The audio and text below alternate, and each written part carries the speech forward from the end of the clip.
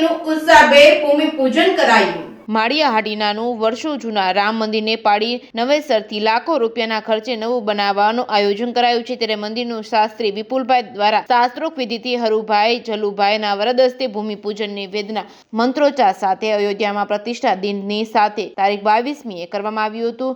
આ ભગીરથ કાર્યમાં દરેક સમાજના આગેવાનો ગ્રામજનો ઉપસ્થિત રહ્યા હતા। હાલ કેટલાક દાતાઓ દ્વારા દાન પણ આપવામાં આવ્યું હતું। બાકી રહેતા દાતાઓના ઉદાર હાથે દાન દેવા ઈચ્છતા હોય તો હમીરભાઈ સિસોદિયાનો સંપર્ક કરવા જણાવ્યું હતું। Reporting by Pratap Sisodia, Maliya Hatina.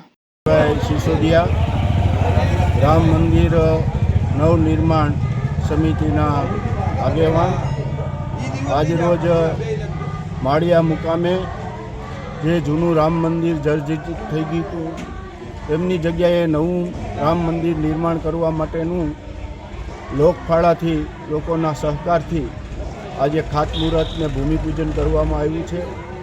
આજ રોજ અયોધ્યાની અંદર ભગવાન શ્રી રામ મંદિરમાં બિરાજમાન થવાના છે। આ શુભ દિવસે કાયમી અમારે યાદી રહી જાય માટે આ રામ મંદિરનું આજ ખાતમુહૂર્ત કરવામાં આવ્યું છે અને લોકોના ફંડ અને સહકારથી ભવ્ય રામ મંદિરનું અહીંયા નિર્માણ કરવાનું છે। તો મારી દરેક રામ ભક્તોને વિનંતી છે કે આમાં સાથ અને સહકાર આપે એવી વિનંતી। જય સિયા રામ, જય સિયા રામ।